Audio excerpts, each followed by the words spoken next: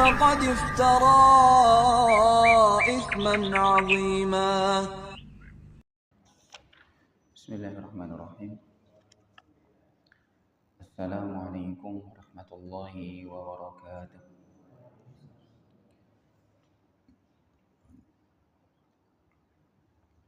إن الحمد لله نحمده ونستعينه ونستغفره ونعوذ بالله من شرور أنفسنا ومن سيئات أعمالنا.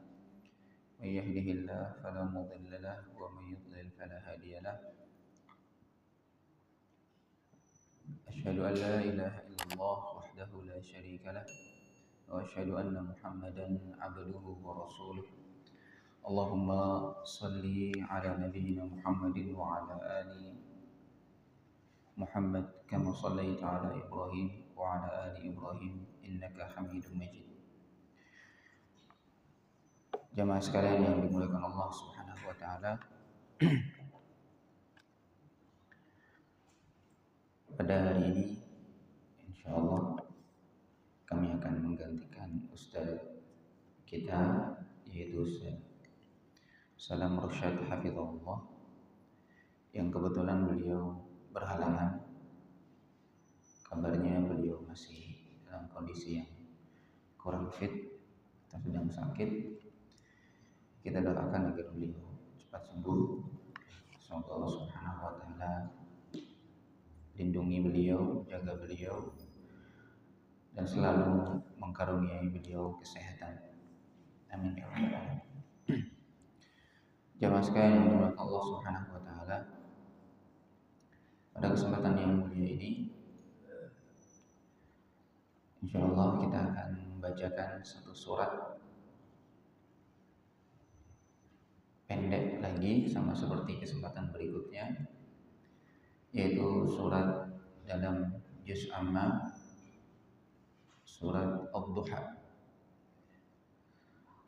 Bagi jamaah yang bisa membuka surat ini baik melalui mushaf atau melalui handphone, lebih bagus mengikuti ayat-ayat yang akan dibacakan maknanya.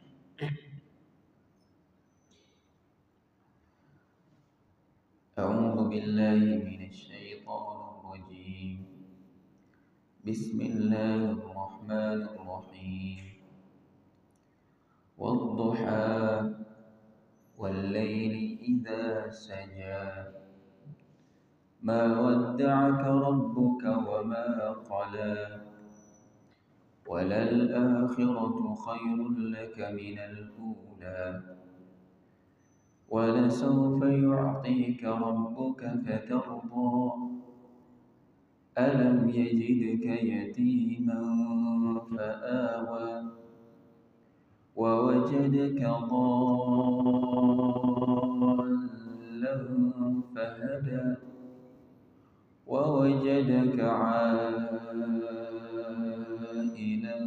فَأَغْنَى فَأَمَّا الْيَتِيمَ فَلَا تَقْهَرْ وَأَمَّا السَّائِلَ فَلَا تَنْهَرْ وَأَمَّا بِنِعْمَةِ رَبِّكَ فَحَدِّثْ.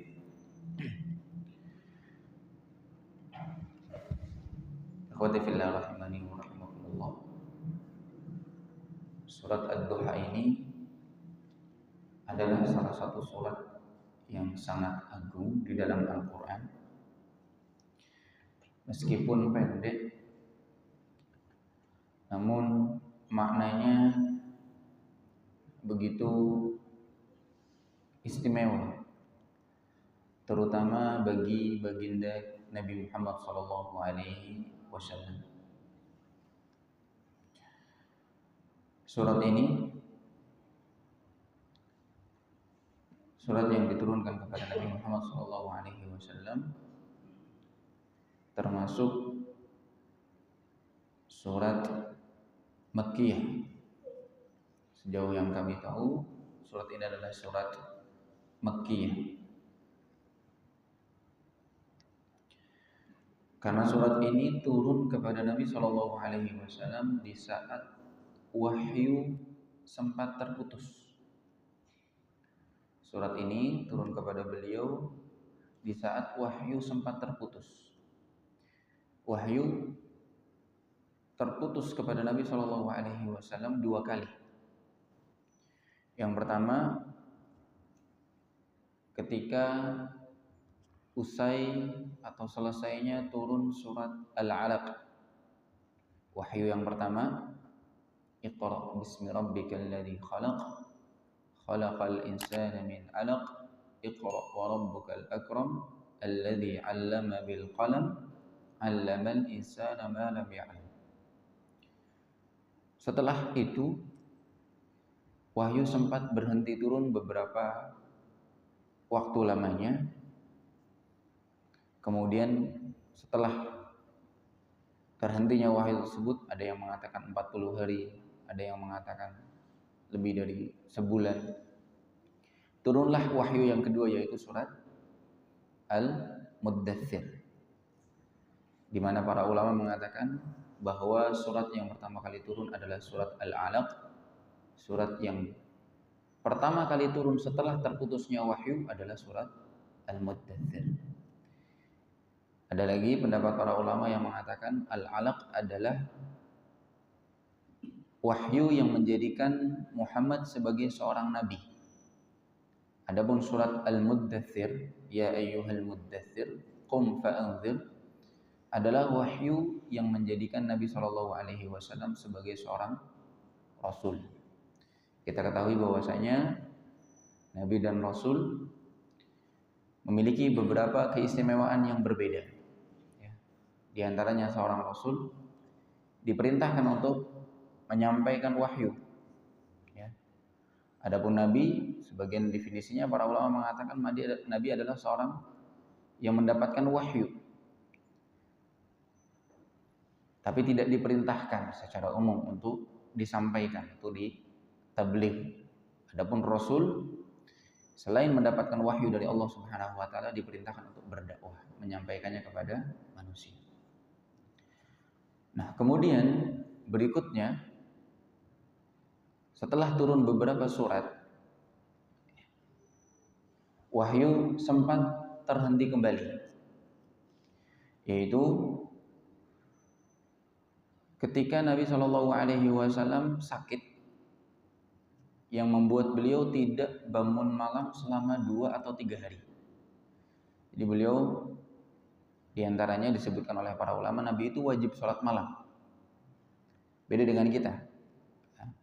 Di antara keistimewaan beliau, hukum yang khusus bagi beliau itu wajib sholat malam. Namun pernah beliau sakit, tidak bangun selama 2 atau 3 hari, 2 atau 3 malam, tidak sholat malam. Kemudian ada seorang wanita dari bangsa Quraisy, orang kafir, mengatakan kepada Nabi Shallallahu Alaihi Wasallam, kita tahu bahwasanya Nabi mendapatkan wahyu melalui malaikat Jibril alaihissalam, dan malaikat Jibril adalah seorang malaikat, bahkan malaikat yang paling agung, pemimpinnya para malaikat. Nah, si wanita ini mengatakan, ma ara syaitanaka illa qad wadda'aka. Kata si wanita ini, kayaknya setan kamu wahai Muhammad sudah meninggalkanmu. Subhanallah. Jadi wanita si kafir ini dari Quraisy mengatakan bahwasanya malaikat Jibril adalah syaitannya Nabi Muhammad SAW. Salah satu ucapan yang begitu parah sekali, menganggap bahwasanya malaikat Jibril adalah syaitan.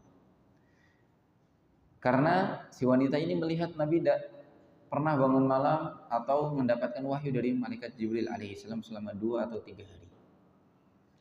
Maka ketika terjadi seperti itu, ketika perempuan ini mengatakan setanmu telah meninggalkanmu, ada lagi riwayat yang mengatakan Rabbmu membencimu wahai Muhammad, makanya tidak turun wahyu lagi. Maka turunlah surat Ad-Duha. Surat Ad-Duha ini turun menghibur baginda Nabi Shallallahu Alaihi Wasallam. Di antara ayat yang disebutkan dalam surat Ad-Duha, Allah berfirman, ma wadda'aka rabbuka wa ma qala. Tuhanmu tidak meninggalkanmu. Tuhanmu wa ma qala, tidak membencimu. Tuhanmu tidak meninggalkanmu dan Tuhanmu tidak membencimu wahai Muhammad. Nah, inilah sedikit asal usul atau sering disebut dengan sababun nuzul turunnya surat Ad-Duha. Di antara keistimewaan surat Ad-Duha ini surat yang ringkas, sering dianjurkan Nabi SAW untuk dibaca oleh seorang imam ketika sedang sholat bersama kaum muslimin.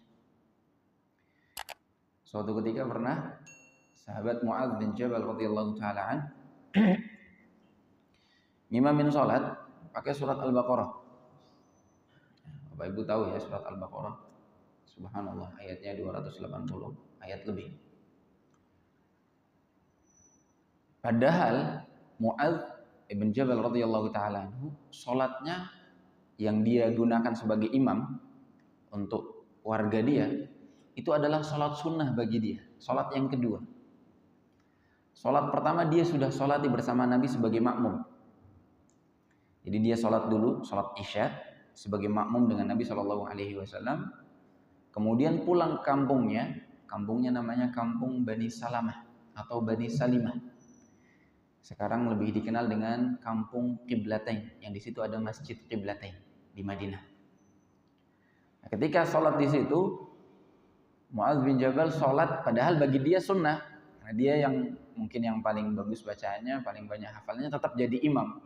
Tapi bagi Mu'adz adalah sholat sunnah karena dia sudah sholat wajib. Nah, ini diantara hukum yang diambil, boleh seseorang sholat fardu 2 kali ketika memang ada maslahatnya, seperti tadi ingin menjadi jamaah lagi atau ingin menjadi seorang imam.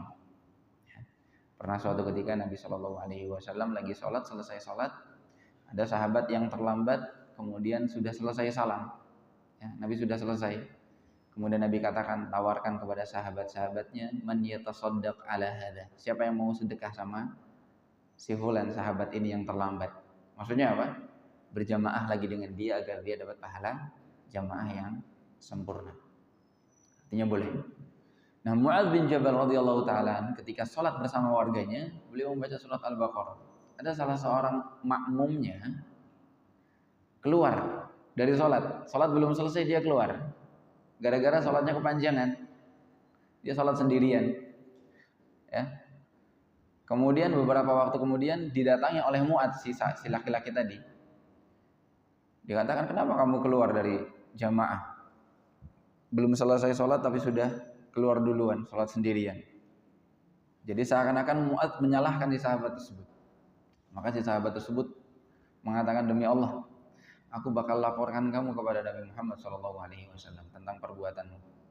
Artinya si sahabat tadi, ya, yang jadi makmumnya Mu'adz, tidak terima, disalahkan, bahkan mengatakan bahwa Mu'adz yang salah, bacanya kepanjangan. Maka laporlah kepada Nabi SAW.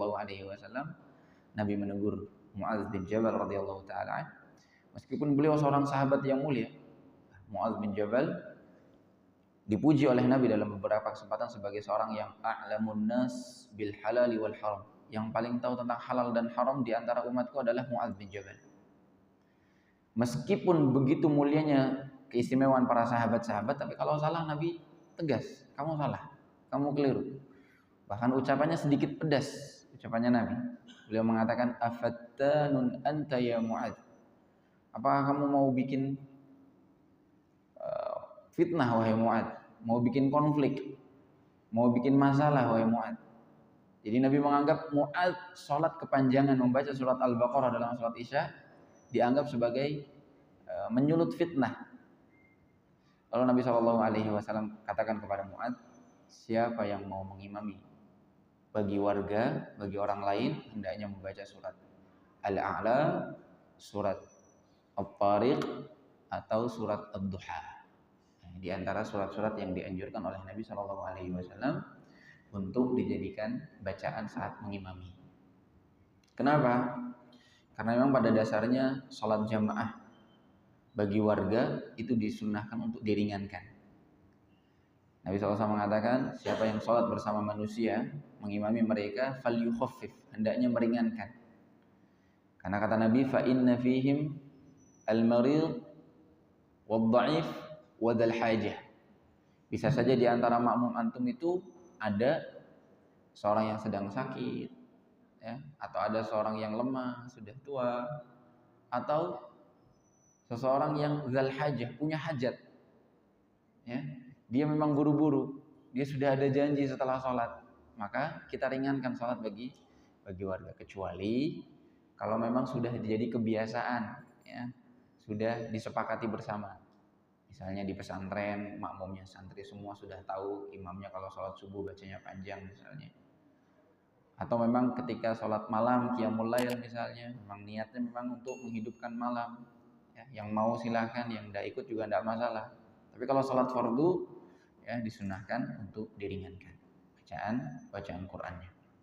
Termasuk di antara bacaan yang dianjurkan adalah surat Ad-Duha. Allah Subhanahu wa taala berfirman, "Wad-duha." Ad-duha adalah salah satu waktu yang sangat mulia. Duha sudah menjadi bahasa Indonesia, yaitu waktu duha. Maksudnya adalah waktu setelah terbitnya matahari sampai sebelum masuknya sholat zuhur, sebelum tergelincirnya matahari. Itu adalah waktu duha. Sehingga seseorang boleh melaksanakan sholat duha dari sejak setelah terbitnya matahari, tidak pas waktu terbit matahari karena saat matahari terbit dilarang sholat di situ, termasuk waktu-waktu yang terlarang.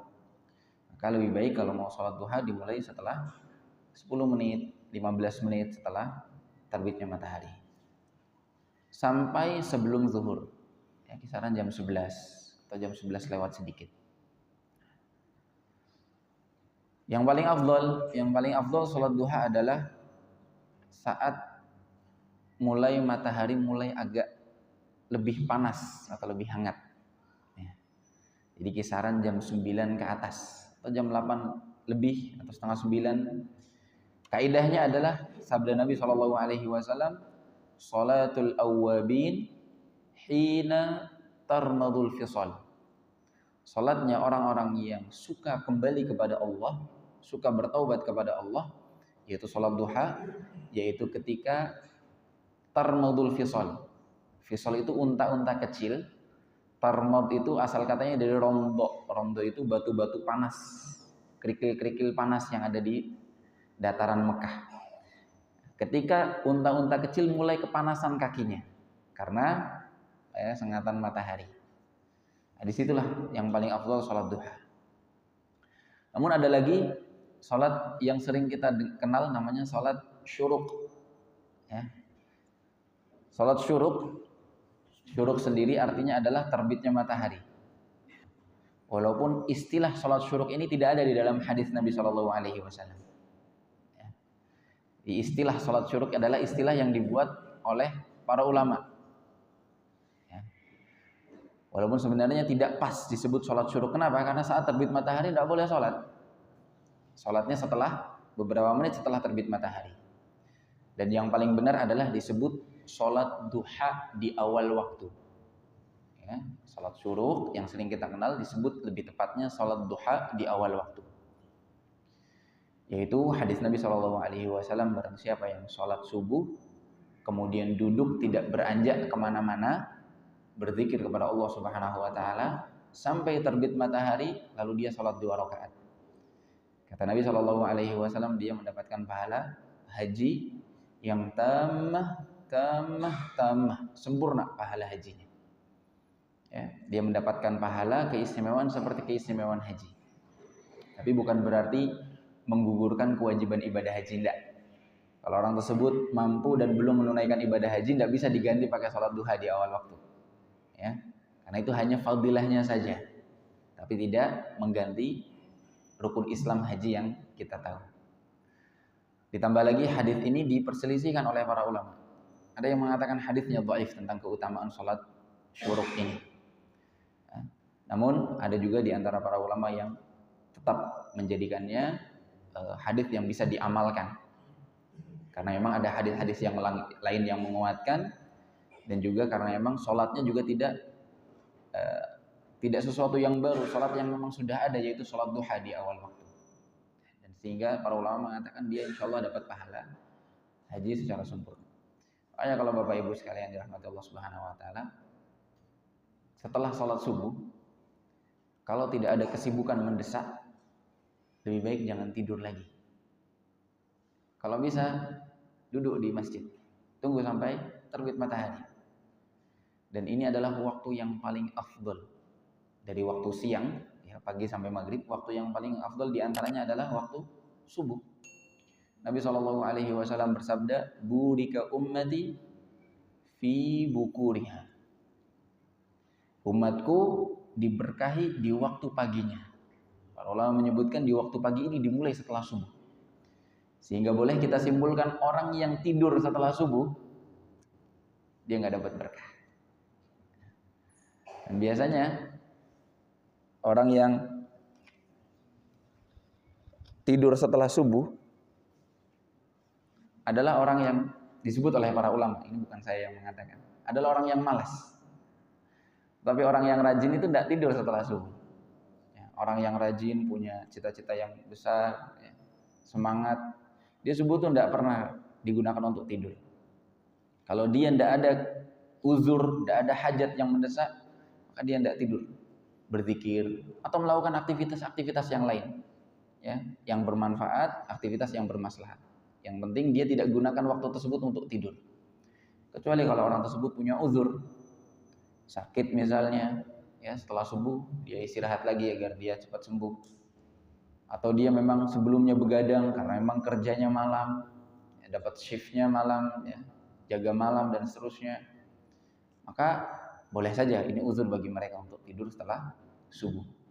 Namun meskipun begitu, para ulama mengatakan kalau memang harus tidur pagi, usahakan sebisa mungkin setelah terbit matahari.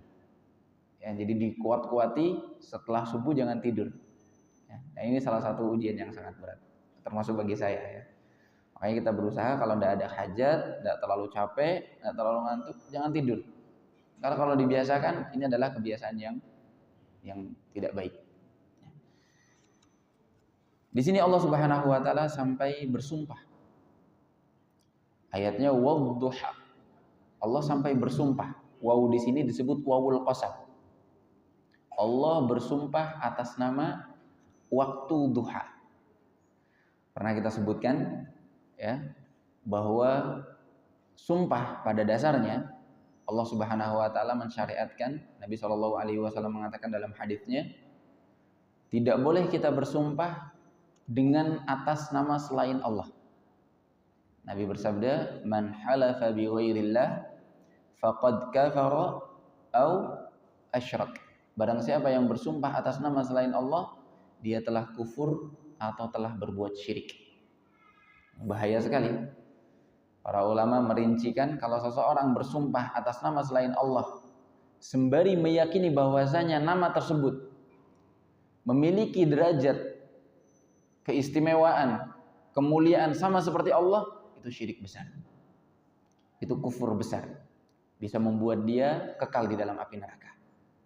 Tapi kalau misalnya hanya kebiasaan saja tanpa meyakini, tetap dosa, tapi hanya kufur kecil atau kufur shagir. Syirik shagir, ya. Kufur kecil atau kufur yang asghar, ya. Sehingga tidak membuat dia sampai kekal di dalam api neraka. Namun tetap kesimpulannya adalah bersumpah atas nama selain Allah hukumnya haram. Ini kadang-kadang dianggap sepele oleh orang-orang, ya. Mengatakan demi apa biasanya? Demi langit dan bumi, demi semesta. Tidak boleh, haram hukumnya, haram. Kadang anak-anak muda sekarang mengatakan semesta meridoi, semesta merestui. Ini ucapan-ucapan yang lebih baik ditinggalkan, berbahaya. Kenapa? Karena zat yang paling agung yang memiliki kuasa di atas kuasa siapapun adalah Allah Subhanahu wa taala. Kalau orang-orang Mesir, ya, saya pernah dengar mereka suka mengatakan wan nabi, demi nabi. Jadi mereka bersumpah atas nama nabi. Dan ini sekali lagi keliru juga. Tidak boleh. Cukup kita bersumpah atas nama Allah atau dengan sifatnya Allah. Bi'izzatillah. Ya, seperti sumpahnya malaikat Jibril alaihissalam. Ya. Dengan sifatnya Allah boleh. Tapi dengan selain itu hanya dengan nama Allah Subhanahu wa taala. Adapun Allah Subhanahu wa taala bebas. Karena Allah yang membuat syariatnya, Allah yang punya kita. Allah yang punya segala alam semesta ini, maka untuk Allah bebas, tidak ada aturan. Ya. Yang kedua, Allah Subhanahu wa taala bersumpah atas nama makhluknya dengan tujuan ingin menekankan akan keagungan makhluk tersebut agar kita memperhatikan. Jadi Allah Subhanahu wa taala sering bersumpah atas waktu misalnya, atau waktu asar atau salat asar, wal asr, waktu sore. Allah bersumpah juga dengan langit, was-samaa'i wat-thariq, atau misalnya buah tin, wat-tin, waz-zaitun. Sumpah-sumpah ini menunjukkan bahwasanya benda-benda ini memiliki keistimewaan khusus. Contohnya tadi buah tin, jelas buah tin salah satu buah yang diakui kekhasiatannya, keistimewaannya, bisa jadikan obat, jadi minyak, untuk kulit, dimakan bisa, diminum bisa, dan seterusnya. Zaitun, buah zaitun. Maka termasuk wadduha, Allah bersumpah atas nama duha karena memang waktu duha adalah waktu yang sangat istimewa. Lalu Allah berfirman, "Wal-laili idza sajad." Sumpah yang kedua, Allah katakan demi malam. Idza saja artinya yang mulai pekat gelapnya, mulai menggelap gulita. Itu namanya saja. Karena malam semakin berjalannya waktu semakin gelap, semakin pekat, semakin hitam langitnya. Wal-laili idza sajana. Ketika malam berubah menjadi gelap itu disebut saja. Wal-laili idza saja. Lagi-lagi waktu ini juga waktu yang sangat mulia. Al-lail, waktu malam. Ya. Kenapa malam sangat mulia? Yang pertama dari sisi maslahat. Manusia sangat butuh sekali waktu malam. Bayangkan kalau seandainya setiap hari siang. Ya. Bapak Ibu tahu di beberapa negara ada yang tidak pernah gelap ketika di musim-musim tertentu. Itu mereka benar-benar kesulitan sekali. Alhamdulillahnya tidak seluruh bumi, hanya sebagian tempat saja. Itu ujian bagi mereka dari Allah Subhanahu wa taala. Alhamdulillah di tempat kita siang malam normal. Siang 12 jam kurang lebih, malamnya 12 jam. Allah Subhanahu wa taala berfirman, "Wa ja'alnal laila libasa." Kemudian Allah berfirman, libas itu artinya apa? Pakaian. Allah jadikan malam itu pakaian. Ayat sebelumnya, wa ja'alna naumakum subata. Kami jadikan dalam surat An-Naba. Kami jadikan malam itu subata. Maknanya adalah rahatan li abdanikum. Malam itu atau tidur itu menjadi tempat istirahat. Sehingga malam sangat istimewa sekali bagi kita. Siang kita bekerja lelah, malamnya untuk istirahat. Salah satu karunia Allah yang begitu besar bagi kita yang patut kita syukuri. Dan di antara keistimewaan malam adalah Allah Subhanahu wa taala muliakan orang-orang tertentu yang rela bangun di malam hari untuk beribadah kepada Allah Subhanahu wa taala. Allah Subhanahu wa taala berfirman dalam surat As-Sajdah ketika menjelaskan sifatnya orang yang beriman. Innama yu'minu bi ayatina alladziina idza dzukiru biha kharru sujjadan wa sabbahu bihamdi rabbihim wa hum la yastakbirun. Tatajafa junubuhum 'anil madaji'. Orang yang beriman itu perut-perut mereka atau bagian pinggir badan-badan mereka, junub, janb, tatajafa, jauh, anil madaji, dari ranjang-ranjang mereka. Maksudnya sering tidur, tidak digunakan semuanya untuk tidur. Ya. Orang yang beriman berusaha sebisa mungkin untuk mengambil waktunya sedikit untuk beribadah kepada Allah Subhanahu wa taala. Terutama di antaranya adalah yang fardu, yaitu di akhir malam kita diwajibkan untuk sholat subuh, bangun sholat subuh. Ma wadda'aka rabbuka wa ma qala. Allah tidak meninggalkanmu wahai Muhammad. Ma wadda'aka rabbuka wa ma qala. Ini tadi sudah kita sebutkan sebabnya kenapa Allah katakan ini. Karena Nabi sempat sedih ketika disampaikan oleh seorang wanita Quraisy bahwasanya Nabi ditinggalkan karena dibenci oleh Allah Subhanahu wa taala. Ada satu riwayat yang disebutkan dalam Sahih Al-Bukhari, tapi bukan riwayat dari Imam Al-Bukhari. Dalam Sahih Al-Bukhari, tapi bukan riwayat Imam Bukhari. Maksudnya bagaimana? Imam Bukhari tidak mengakui riwayat ini benar, tapi disebutkan dalam Sahihnya. Yaitu ketika menjelaskan tentang terputusnya wahyu. Yang pertama tadi setelah surat apa? Wahyu Al-Alaq. Kalau surat Ad-Duha ini terputus hanya 3 hari saja kurang lebih. Tidak lama lah. Tapi kalau setelah surat Al-Alaq sampai turunnya wahyu yang kedua surat Al-Mudaththir itu lumayan lama. Itu disebutkan dalam riwayatnya, Aisyah mengatakan Nabi sempat sedih. Dan ditambahkan dalam riwayat tersebut, ini tambahan dari periwayat setelah Aisyah radhiyallahu taala. Di situ disebut Imam Az-Zuhri rahimahullah, seorang tabi'in atau setelahnya. Disebutkan bahwasanya Nabi sedih sampai putus asa. Sampai disebutkan kisahnya di situ, Nabi pernah berniat mau bunuh diri. Jadi datang ke sebuah tebing, hendak mau lompat. Sedihnya. Namun perlu difahami bahwasanya ini tidak benar. Ya, karena ini bukan riwayatnya Aisyah radhiyallahu taala. Ini adalah tambahan dari perawi yang dipermasalahkan oleh para ulama. Adapun rincian masalahnya, masalah sanadnya, maka disebutkan, dirinci oleh para ulama siapa yang bermasalah, kenapa kisah ini tidak bisa dipercayai. Ya, ditambah lagi tidak bisa dibayangkan bagaimana mungkin Nabi SAW mau bunuh diri. Ya. Tapi ini kisahnya masyhur jemaah. Sehingga banyak yang meyakini kebenaran kisah ini. Dan yang terbaik kata para ulama, kisah ini lebih baik ditinggalkan, tidak dipercayai. Kenapa? Karena tidak wajar Nabi SAW mau bunuh dirinya. Pertama tadi karena kekuatan sanadnya, silsilahnya dari perawinya, ya ada celah di situ. Yang kedua, tidak masuk akal. Bunuh diri dilarang dalam agama. Nabi SAW tidak terbayangkan seperti itu. Ya. Yang ketiga disebutkan oleh para ulama, wahyu berhenti dari setelah Al-Alaq sampai surat Al-Mudaththir itu bukan untuk merugikan Nabi, malah untuk menguntungkan Nabi SAW.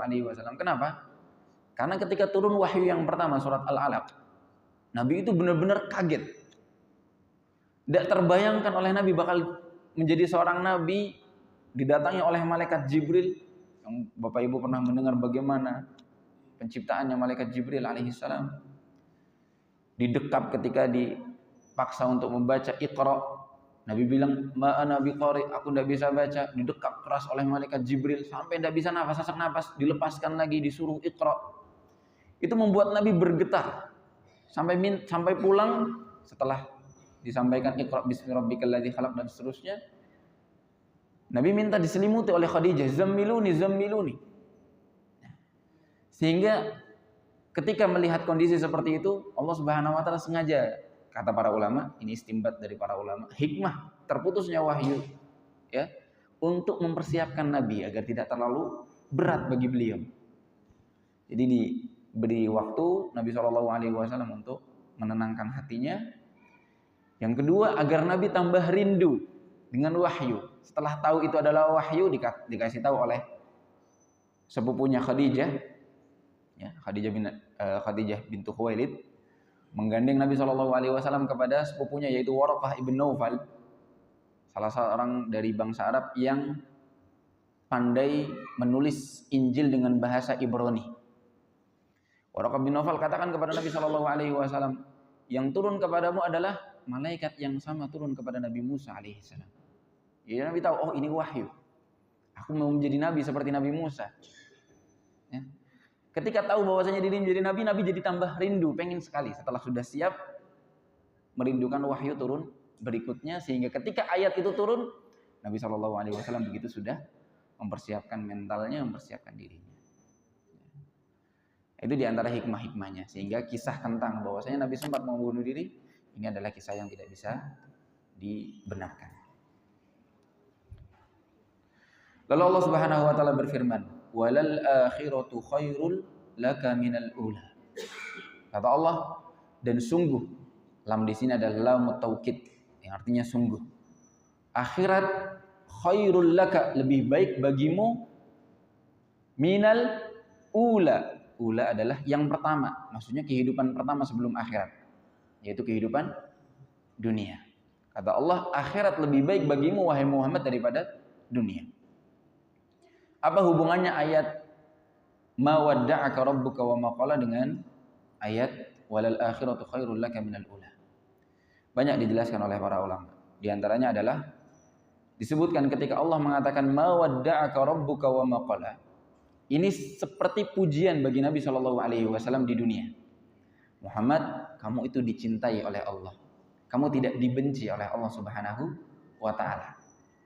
Nah, setelah dikasih tahu seperti ini, disampaikan bahwa Nabi Muhammad punya kedudukan yang tinggi di sisi Allah Subhanahu wa Ta'ala sebagai makhluk yang dicintai. Nabi Muhammad senang dengan pujian ini, dengan kedudukan ini di mata Allah Subhanahu wa Ta'ala. Dan itu kedudukan Nabi di dunia. Kemudian Allah ingatkan kepada Nabi Muhammad, wahai Muhammad, akhirat nanti lebih baik daripada kedudukanmu di dunia ini. Akhirat nanti lebih baik pahalanya, kenikmatannya, balasan yang Allah siapkan bagimu daripada kemuliaan yang sudah kamu dapati di dunia. Lebih mulia yang Allah Subhanahu wa Ta'ala berikan. Makanya ayat setelahnya Allah berfirman apa? Wala saufa yu'tika rabbuka fatardha. La saufa, lam taukid lagi, sungguh, saufa, kelak, ya, akan tapi lebih panjang, kelak. Maksudnya nanti di akhirat, yu'tika rabbuk, Allah akan memberimu, a'ta yu'ti, akan memberikanmu fatardha, sampai kamu puas, sampai kamu ridha. Kapan? Di akhirat. Di akhirat Allah Subhanahu wa Ta'ala akan berikan kamu begitu banyak janji-janji Allah yang tidak ada batasnya. Batasnya adalah sampai kamu puas, kata Allah Subhanahu wa Ta'ala. Dari mulai kemuliaan, istana-istana, bidadari dan lain sebagainya.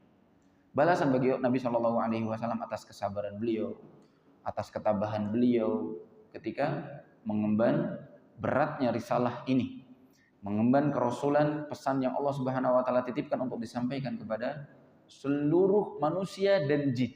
Yang Nabi Shallallahu Alaihi Wasallam di antara keistimewaan beliau, kalau nabi-nabi sebelumnya diutus hanya untuk kaumnya saja, ya, Nabi diutus untuk seluruh manusia. Ya, barangkali ada Nabi Israel, ya, Nabi di bangsa Israel, misalnya Nabi Yakub alaihissalam, salah seorang Nabi yang dijuluki Israel, Nabi Yakub alaihissalam. Beliau diminta dakwah hanya kisaran tempatnya saja di Palestina misalnya, atau di bumi Syam, ya. Dan juga nabi-nabi yang lain. Tapi kalau Nabi Muhammad SAW diutus untuk seluruh manusia, ya, dari mulai Asianya, Eropanya, Afrikanya, Amerikanya, semuanya wajib beriman kepada Nabi SAW. Bahkan bukan hanya manusia, Nabi pun berdakwah kepada jin. Jin pun harus mendengarkan dakwahnya Nabi Muhammad SAW. Banyak kisah-kisahnya Nabi SAW pernah membacakan ayat Al-Quran kepada jin-jin yang beliau temui. Ya, Allah berikan kemampuan Nabi SAW melihat jin-jin, bertemu dengan jin, ya, atau bisa berinteraksi dengan jin. Kemudian Nabi bacakan surat kepada mereka sampai mereka beriman. Di antaranya ada surat Al-Jin yang kita dengar. Ya. dan seterusnya. Ya, itu menjelaskan bahwasanya jin-jin ini mendengarkan ayat-ayat Al-Quran juga dari Nabi Shallallahu Alaihi Wasallam. Lalu ketika Allah Subhanahu Wa Taala mengatakan wala saufa yu'tika rabbuka fatardha, bahwasanya Allah Subhanahu Wa Taala sudah menyiapkan bagi Nabi Shallallahu Alaihi Wasallam keistimewaan nanti di surga. Lalu Allah sedikit mengingatkan tentang karunia Allah yang sudah disegerakan di dunia untuk Nabi Shallallahu Alaihi Wasallam. Apa karunia itu? Ayat berikutnya Allah berfirman, alam yajidka yatiman fa'awa. Bukankah Allah Subhanahu Wa Taala sudah mendapatimu dalam kondisi yatim? Lalu awa, lalu Allah Subhanahu Wa Taala berikan perlindungan kepadamu, kirimkan orang-orang untuk mengasuhmu, menjagamu dan merawatmu. Kita tahu Nabi Shallallahu Alaihi Wasallam lahir, ayahanda beliau sudah wafat. Bapak Abdullah ibn Abdul Muttalib wafat ketika Nabi Shallallahu Alaihi Wasallam masih di kandungan ibunda Aminah. Hanya Nabi Shallallahu Alaihi Wasallam lahir sebagai seorang yatim, dan yatim definisinya adalah man faqada abah qabla al-bulugh. Siapa yang kehilangan bapaknya sebelum dewasa, sebelum balik. Itulah definisi yatim. Ada memang di antara para ulama yang mendefinisikan bahwasanya yatim tidak mesti bapak, yang penting salah satu dari kedua orang tua kalau sudah wafat maka disebut yatim. Ya, namun yang lebih masyhur adalah bahwa yatim itu julukan bagi seorang anak yang tidak memiliki bapak saat dia masih kecil sampai dia balik. Artinya setelah balik, bisa disimpulkan setelah balik tidak disebut yatim lagi. Hukumnya berbeda lagi. Jadi kekhususan ketika Allah Subhanahu Wa Taala meminta untuk berbuat baik kepada yatim, itu diutamakan kepada mereka yang belum balik, belum dewasa. Karena ketika mereka sudah dewasa, pada dasarnya mereka insya Allah bisa mandiri, ya, sudah bisa mungkin bekerja, bisa menghidupi sendiri dan seterusnya. Jadi diutamakan yatim adalah yang sebelum balik. Nabi Shallallahu Alaihi Wasallam ketika yatim, Allah datangkan orang yang menjaga dan merawat Nabi Shallallahu Alaihi Wasallam. Ketika Nabi Shallallahu Alaihi Wasallam lahir, diasuh oleh ibunda beliau Aminah. Ya, setelah usia kurang lebih 6 tahun, ibunda beliau wafat. Yatim piatu. Ya, sini kita sebut seperti itu. Tidak punya bapak, tidak punya ibu. Alhamdulillah punya kakek yang baik, Abdul Muttalib. Diasuh oleh Abdul Muttalib. Tidak lama, hanya 2 tahun, usia Nabi 8 tahun, kakeknya meninggal. Alhamdulillah. Nabi SAW punya paman yang begitu baik juga, namanya Abu Talib. Bahkan disebutkan dalam sejarah bahwasanya Abu Talib ini adalah kakaknya Abdullah, ya, saudaranya bapaknya Nabi SAW atau pamannya Nabi. Itu lebih sayang kepada Nabi Muhammad daripada anak-anak yang lainnya. Anak-anak kandungnya Abu Talib, Ali bin Abi Talib, Ja'far, Aqil. Yang paling disayang adalah Nabi Muhammad SAW, padahal bukan anak kandungnya. Karena Nabi Muhammad dari semenjak kecil sudah dicintai oleh orang-orang, disukai akhlaknya, perangainya, wajahnya, nyenengin. Bahkan Abu Talib itu dia punya tempat duduk. Tidak tahu Abu Talib atau Abdul Muttalib, saya lupa. Intinya keduanya sangat terpandang di Mekah. Punya tempat duduk khusus di samping Ka'bah. Tidak pernah ngizinin seorang pun untuk duduk di tempat itu kecuali Nabi SAW ketika beliau kecil. Sayang-sayangnya. Dan itu adalah kehendak Allah Subhanahu Wa Taala. Meskipun Nabi diuji dengan tidak memiliki orang tua saat kecil, ya, Allah Subhanahu Wa Taala tetap membuat Nabi terjaga dan dilindungi oleh kakek dan pamannya. Wa wajadaka dhallan fahada. Wa wajadaka dhallan fahada. Dan Allah dapati kamu dalam kondisi dhal. Dhal itu yang sering kita tahu artinya apa? Dhalal, sesat, ya. Namun makna ini jelas tidak pantas untuk Nabi Shallallahu Alaihi Wasallam. Ternyata ad-dhalal atau dhalalah dalam bahasa Arab memiliki makna yang lain selain sesat. Itu bisa diartikan lupa, bisa diartikan tidak tahu, jahil dan lainnya. Nah, kalau makna-makna yang seperti ini bisa ditempatkan untuk Nabi Shallallahu Alaihi Wasallam. Nabi tidak sesat, ya. Nabi tidak tahu. Jelas Nabi sebelum mendapatkan wahyu, sebelum diajari tentang sholat, zakat, syariat Islam, mana yang halal, mana yang haram, mana yang baik, mana yang buruk, ya jelas Nabi Shallallahu Alaihi Wasallam tidak tahu. Dalam Al-Quran disebutkan, ma kunta tadri mal kitab. Dulunya Nabi SAW tidak tahu Al-Quran itu bagaimana, lalu Allah turunkan Al-Quran. Maknanya diteguhkan di dada Nabi Shallallahu Alaihi Wasallam sehingga Nabi fahada. Allah beri hidayah kepada Nabi Shallallahu Alaihi Wasallam. Allah bimbing Nabi Shallallahu Alaihi Wasallam. Wa wajadaka ailan fa'aghna. Dan Allah mendapatimu dulu dalam kondisi ail. Ail adalah miskin, melarat. Fa'aghna. Lalu Allah kayakan kamu. Allah mampukan kamu. Ya. Dulu Nabi Shallallahu Alaihi Wasallam sempat menggembala kambing dengan upah yang begitu sedikit. Ala qararid disebutnya. Sedikit sekali. Seharinya menggembala kambing upahnya sedikit. Sampai akhirnya Allah Subhanahu wa taala berikan kemuliaan kepada Nabi sallallahu alaihi wasallam menjadi pedagang yang sukses. Ya, bekerja sama dengan Khadijah sebelum menikah. Setelah menikah, gabung sama Khadijah tambah kaya raya lagi. Allah Subhanahu wa taala muliakan Nabi sallallahu alaihi wasallam. Fa'aghna. Kita lanjutkan sedikit insyaallah setelah dikumandangkan azan. Ikhwati fillah rahimani wa rahimakumullah. Dari ayat wa wajadaka 'ailan fa'aghna menunjukkan bahwasanya sebenarnya kondisi Nabi Shallallahu Alaihi Wasallam semasa hidupnya adalah kondisi yang berkecukupan, yang kaya. Jadi boleh kita katakan bahwasanya kekayaan atau orang kaya salah satu sifat yang terpuji. Salah satu sifat yang terpuji. Nabi Shallallahu Alaihi Wasallam pernah bersabda, Innallaha yuhibbu al-'abdal at-taqi al-ghani al-khafi. Allah itu suka hamba yang bertakwa, yang ghani, yang berkecukupan, yang khafi, yang suka low profile, apa istilahnya? Tidak suka mencolok, tidak suka viral. Ya. Kalau tidak bermaslahat, lebih baik tidak ada orang tahu. Nah, itu orang yang disukai oleh Allah Subhanahu Wa Taala.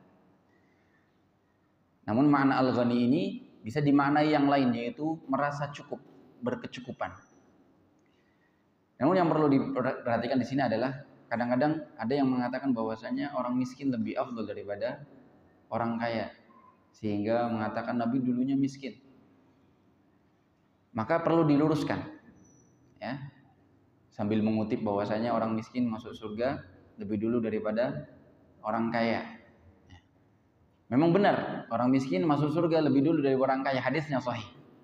Hadisnya sahih. Tapi tidak memastikan bahwasanya orang miskin lebih afdal daripada orang kaya, tidak mesti. Bisa saja orang kaya masuknya belakangan tapi lebih tinggi derajatnya daripada orang miskin, bisa saja. Ya. Terlambat masuk surga karena memang perlu dihisab. Banyak kenikmatan-kenikmatan yang perlu dihisab oleh Allah Subhanahu wa taala, ditanya. Namun mengatakan bahwasanya Nabi adalah dulunya miskin kurang tepat. Disebutkan oleh para ulama lebih tepatnya Nabi dulunya kaya tapi lebih memilih untuk zuhud, untuk hidup sederhana, untuk berjuang di jalan Allah Subhanahu wa taala. Nabi dapat bagian dari warisan, ya, dari warisannya kakeknya, dari warisan Khadijah, dari dagangnya beliau. Setelah ya masa kenabian beliau pun beliau mendapatkan bagian dari ghanimah. Ada ghanimah khusus untuk Nabi Shallallahu Alaihi Wasallam, harta rampasan perang. Namun semua itu dikembalikan lagi untuk umat. Ya, Nabi Shallallahu Alaihi Wasallam lebih memilih untuk hidup sederhana. Bukan Nabi miskin, tapi lebih pilihan beliau untuk menjadi hidup yang sederhana. Padahal Nabi Shallallahu Alaihi Wasallam adalah orang yang kaya raya. Nabi pernah memilih untuk hidup sederhana sampai disebutkan tidak mengepul dapurnya 2 bulan lamanya di rumah beliau, di rumah istri-istri beliau. Yang dia makan atau yang beliau makan hanya kurma dan air, al-aswadan. Dan seterusnya, banyak kisah-kisahnya. Ya. Adapun kemiskinan, malah Nabi SAW menganjurkan untuk berdoa kepada Allah agar diberikan perlindungan dari kemiskinan.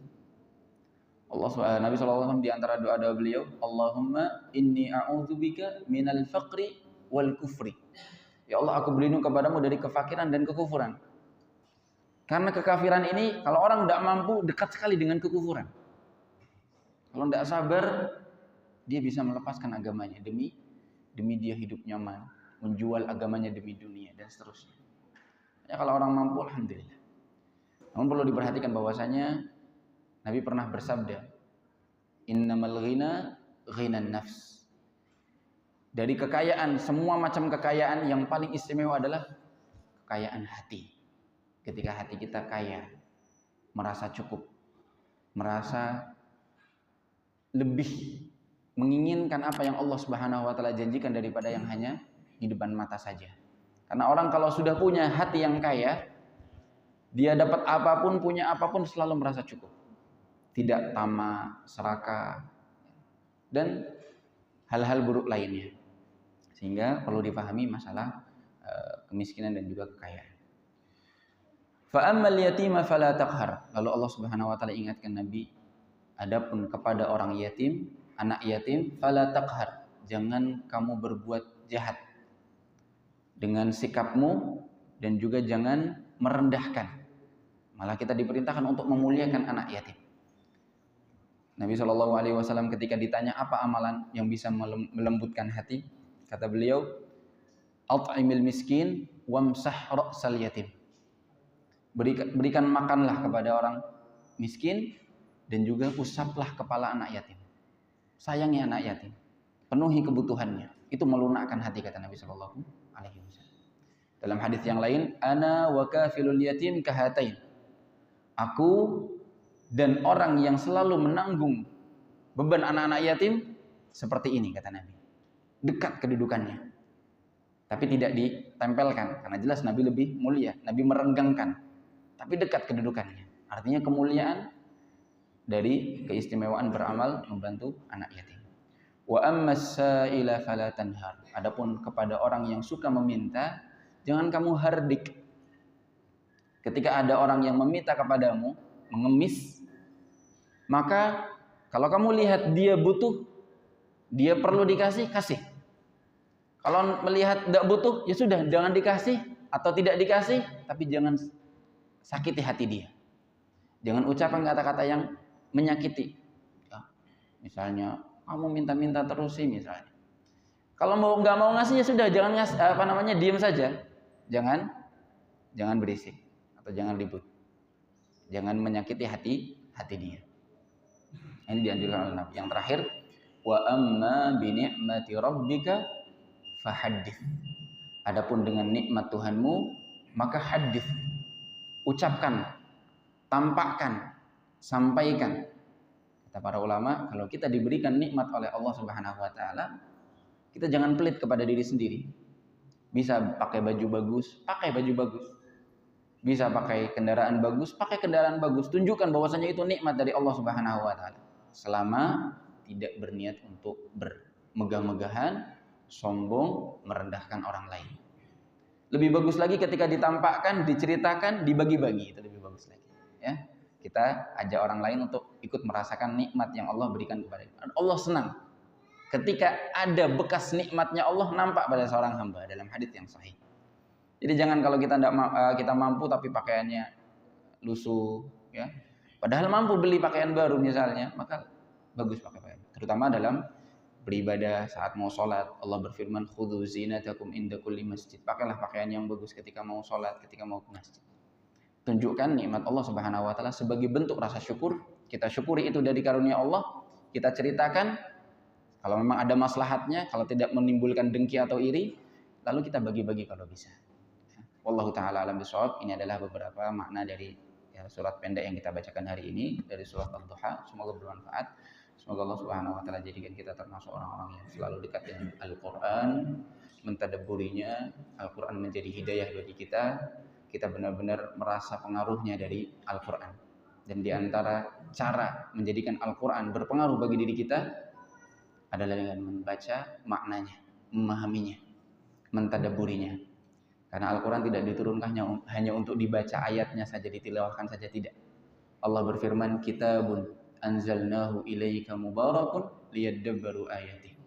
Tujuan utama Al-Quran diturunkan adalah untuk ditadabburi, untuk dijadikan pembimbing hidayah, untuk berpengaruh bagi kehidupan kita. Wallahu ta'ala a'lam bishawab. Kita tutup dengan doa kafaratul majlis.